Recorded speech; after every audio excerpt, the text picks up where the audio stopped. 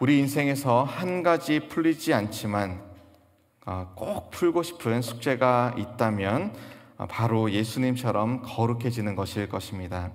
죄라는 숙제가 또 죄라는 이 큰 짐이 우리 인생 여정에 여기저기에 흩어져 있습니다. 그리고 죄는 예수님처럼 되어가는 그 여정 속에 마치 큰 방해물처럼 그렇게 여겨집니다. 그런데 이 죄가 만약 극복만 된다면 사실 우리의 인생은 천국길이 됩니다. 죄가 더한 곳에 은혜가 더욱 넘쳤다라는 5장 20절 말씀을 보면 죄를 빨갛게 하시는, 없게 하시는, 깨끗하게 하시는 예수 그리스도의 십자가의 능력에 또한 소망이 있음을 우리는 다시금 깨닫게 됩니다. 그런데 그렇다고 해서 죄 가운데 우리가 거하는 것이 바른 방향입니까?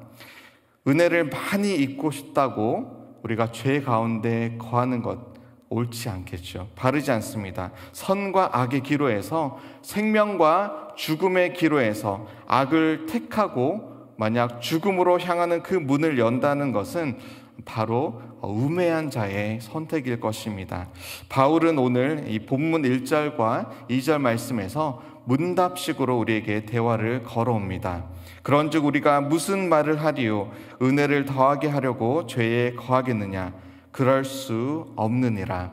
그럴 수 없습니다. 죄에 대하여서 죽은 우리가 어떻게 그 가운데 더 살아갈 수 있겠느냐? 분명히 바울 사도는 우리에게 말하고 있습니다.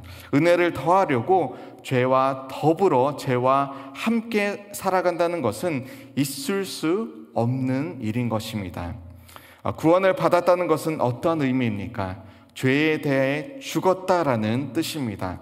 그리스도의 은혜 속으로 들어갈 때에 우리는 죄를 미워하게 됩니다. 그리스도의 은혜를 진정으로 감사한다면 죄와 그리고 하나님의 은혜가 동시에 우리 안에 거할 수 없게 되는 것이죠. 2014년 우리나라를 떠들썩하게 했던 신안 염전 노예 사건을 혹시 기억하십니까? 노숙자 중에서도 지적 장애자들 혹은 시각 장애자들을 속여서 이 염전에서 노예처럼 부리며 감금하고 이 폭력과 또 가혹행위를 한 일이 전 국민에게 밝혀졌습니다. 그리고 경찰청에서 직접 감찰을 내리게 되면서 이 지역 민관경의 조직적인 유착을 밝혀내고 그리고 노예들을 하나둘 구해낸 그러한 사건입니다. 그 피해자들 중에서 일부는 이 염전 주인들과 완전한 분리가 되며 이 신원을 보장을 받는 즉시로 염전으로는 다시는 돌아가지 않겠다 그렇게 하였습니다. 이것이 정상적인 반응입니다. 폭력이 난무하고 이 감금과 가혹 행위가 일상다반사이며 하루 일당이 2,000원 달러로 환산하면 1.5불 가량의 말도 안 되는 이 노예와 같은 생활을 그리워할 사람이 정상적인 생각을 하는 사람이라면 어떻게 있겠습니까? 생각이 온전하다면 이 노예 상태를 그리워할 사람은 한 명도 없을 것입니다.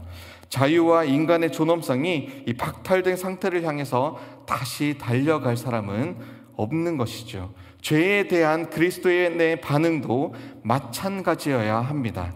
노예 상태에서 벗어날 때의 그 기분이 좋다고 그것을 우리가 다시 기억하면서 다시금 노예 상태로 돌아가는 것, 그 상태로 달려가는 것 있을 수 없는 것이죠.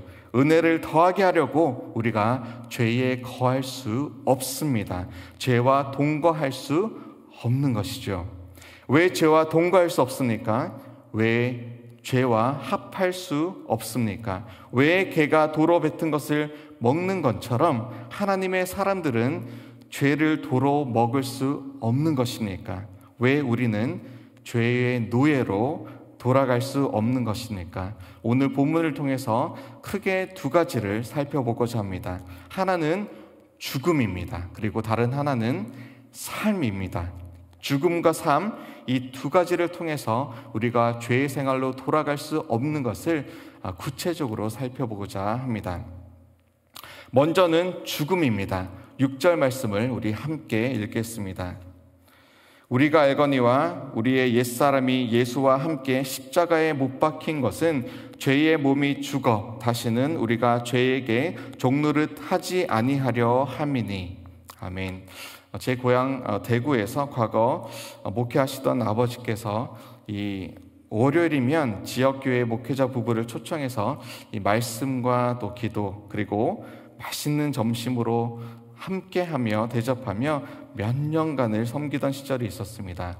저도 이 방학이 되면 비록 어린 시절이긴 하지만 이 점심 재료를 사러 월요일 새벽 예배를 마치고 어머니 그리고 아버지를 따라서 함께 이 가까운 칠성시장으로 향하게 됩니다. 어느 날은 이 맛난 시래기국을, 또 어떤 날은 동태찌개를, 어떤 날은 이 꽃게탕을, 그리고 어떤 날은 추어탕을 준비하십니다. 하루는 동태찌개를 만드는 날입니다. 얼려져 있는 동태, 말 그대로 동태입니다. 소금이 뿌려져 있지만 꿈쩍도 하지 않습니다. 추어탕을 위해서 이 미꾸라지를 살려고 하면 가끔씩 잠깨라고 이렇게 소금을 뿌려주죠. 그러면 미친 듯이 막 바닥바닥 움직이면서 반응하는 이 미꾸라지와는 이 동태 완전히 반대입니다. 동태는 죽어 있습니다. 부패 방지를 위해서 소금을 뿌려 놓아도 묘지부동입니다. 미동도 하지 않습니다. 주위의 어떤 환경과 상황에도 전혀 반응하지 않습니다. 내가 그리스도와 함께 십자가에 못 박혔나니 그런즉 이제는 내가 사는 것이 아니요 오직 내 안에 그리스도께서 사시는 것이라. 이 갈라디아서 2장 20절의 말씀을 고백하는 하나님의 사람들은 십자가에 못 박힌 사람입니다. 내 죄는 그리스도와 함께 십자가에 이미 못 박힌 상태입니다. 그리스도를 구주로 모신 자는 성령의 세례와 함께 죄는 이 물과 함께 다 씻겨 내려간 그러한 상태입니다. 더 이상 죄의 종이 되지 않는 것이 저와 여러분들의 상태입니다. 소금이 뿌려져도 요동하지 않는, 미동도 하지 않는 그런 동태와 같이 죄의 유혹을 볼 때에 죄에 대하여는 철저히 죽은 자와 같이 된 존재가 저와 여러분들입니다. 이 땅에서의 한 번 정한 죽음이 오는 그날, 이 죄에 대하여 완전하게 온전하게 죽을 것입니다. 그리고 그날이 오기까지 믿음의 사람들은 이 바울의 고백처럼 나는 날마다 죽노라, 곧 나는 날마다 죄에 대하여 죽노라, 육신의 정욕, 안목의 정욕, 이생의 자랑에 대해서 죽게 되는 자로 살아가게 될 것입니다. 천국은 죄에 대하여 죽은 상태로 영원히 지속되는 것입니다. 저와 여러분이 죄를 미워하며 죄에 대하여 더 많이 죽을수록 우리의 삶 속에서, 현재의 삶 가운데서 천국의 모습이, 천국의 영역이 점점 더 커질 것입니다. 두 번째로 죄의 노예로 살아갈 수 없는 이유, 바로 삶입니다. 삶.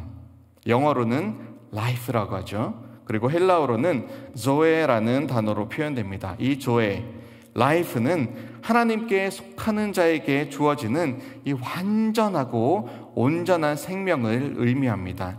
예수 그리스도를 믿는 자에게 주어지는 이 하늘에 속한 신령한 축복입니다. 예수 그리스도의 부활을 통해서 모든 믿는 자에게 주어지는 예수 그리스도의 재림과 함께 완성되며 영원히 하나님과 거하게 되는 그러한 삶을 의미합니다. 9절 말씀 우리 함께 보실까요? 9절 말씀에 이렇게 기록하고 있습니다. 이는 그리스도께서 죽은 자 가운데서 살아나셨음에 다시 죽지 아니하시고 사망이 다시 그를 주장하지 못할 줄을 알미로다. 아멘. 이제 내가 육체 가운데 사는 것은 나를 사랑하사 나를 위하여 자기 자신을 버리신 하나님의 아들을 믿는 믿음 안에서 사는 것이라. 갈라디아서 2장 20절 하반절에서 바울이 무엇이 삶인지, 무엇이 life, 조에인지 정확히 기록하고 있습니다. 십자가에서 죽으신 그리스도를 믿음으로 살아가는 것을 의미합니다. 자기 자신을 버리신 하나님의 아들, 우리 주 예수 그리스도, 그분이 내 죄를 다 지고 가셨음을 믿는 믿음으로 살아가는 것이 진정한 삶인 것입니다. 더 이상 저와 여러분들은 이 죄와 사망의 권세에 속하지 않고 생명, 곧 영생으로 옮겨졌음을 믿는 믿음 가운데 살아가시기를 주님의 이름으로 축원합니다. 죄를 내가 이기는 것은 사실 죽음보다 어렵습니다. 차라리 죽는 것이 죄를 이기는 것보다 쉽습니다. 죄를 이길 힘이 내 안에는 조금 더 없기 때문입니다. 죄를 이길 수 있습니까? 아니면 이길 수 없습니까? 죄를 만약 이길 수 없다면, 내 힘으로 이길 수 없다면 그것은 당연한 것입니다. 그런데 죄를 만약 우리가 이길 수 없다면 그리스도의 죽음과 부활이 헛것이 될 것이죠. 죄를 그런데 하나님께서 이길 수 있게 하셨습니다. 어떻게요? 바로 오늘 본문 말씀인 12절로 14절 말씀에 그 놀라운 비밀이 심겨져 있습니다. 우리 한번 12절로 14절 말씀 한 목소리로 읽겠습니다. 그러므로 너희는 죄가 너희 죽을 몸을 지배하지 못하게 하여 몸의 사욕에 순종하지 말고, 또한 너희 지체를 불의의 무기로 죄에게 내주지 말고, 오직 너희 자신을 죽은 자 가운데서 다시 살아난 자 같이 하나님께 드리며 너희 지체를 의의 무기로 하나님께 드리라. 죄가 너희를 주장하지 못하리니 이는 너희가 법 아래에 있지 아니하고 은혜 아래에 있음이라. 아멘. 죄를 이길 수 없습니까? 아니면 이길 수 있습니까? 말씀이 무엇이라고 지금 기록하고 있습니까? 만약 내가 이기려고 한다면 질 것입니다. 내 의는 죄이기 때문입니다. 내 의는 교만입니다. 내 힘은 연약합니다. 그런데 우리 자신을 죽은 자 가운데서 다시 살아난 자 같이 하나님께 드릴 때에, 우리 지체를 의의 무기로 하나님께 드릴 때에, 그때에 죄가 우리를 주장하지 못할 것이다 라고 분명하게 오늘 말씀에서 기록하고 있습니다. 법 아래에 있다면 죄의 사슬에 묶여 있을 텐데, 하나님의 은혜 가운데 우리가 살아가기 때문에 은혜를 주시는 주님께서 함께 하시기에 내 안에 계신 성령님께서 죄와 싸워 이기심으로 우리는 죄를 넉넉히 이길 수 있는 것입니다. 죄는 피할 때 이길 수 있습니다. 그리고 죄는 죄에 대하여서 철저하게 죽을 때에 이길 수 있습니다. 죄는 자백할 때에 이길 수 있습니다. 죄는 마음을 찢는 진정한 회개로 나아갈 때에 이길 수 있습니다. 인생은 구원 전과 그리고 구원 후로 나누어집니다.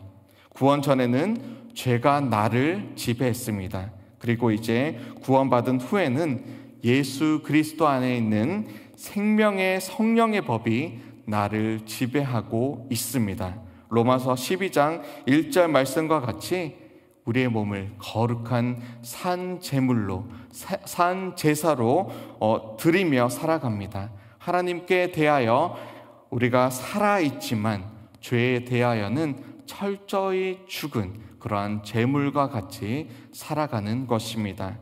우리가 이 시간 날마다 죄에 대하여는 죽고, 그리고 날마다 그리스도와 연합하여 함께 살아가는, 그래서 죄를 넉넉히 이기시는 저와 여러분들을 다 되시기를 주님의 이름으로 축원합니다. 우리 함께 이 시간 기도하시겠습니다. 주님, 그리스도와 함께 십자가에 못 박힌 인생, 그리스도와 함께 부활의 몸으로 살아가는 인생, 죄에 대하여는 죽고 주님의 의로우심 가운데 거룩한 걸음을 걸어가는 복된 인생 되게 하여 주시옵소서. 예수 그리스도 안에 있는 생명의 성령의 법이 우리 모두를 지배하여 주시기를 이 시간 간절히 기도합니다. 거룩한 산 제물이 되어서 이 땅의 죽은 가치에 대하여는 무덤덤하며 생명의 주님을 나타내며 기뻐하는 일에는 우리 온 인생을 다 드리는 멋진 인생 되게 하여 주시옵소서. 죄와 사망을 이기시고 부활의 영광에 우리를 참여시켜 주신 예수 그리스도의 이름으로 기도드립니다. 아멘.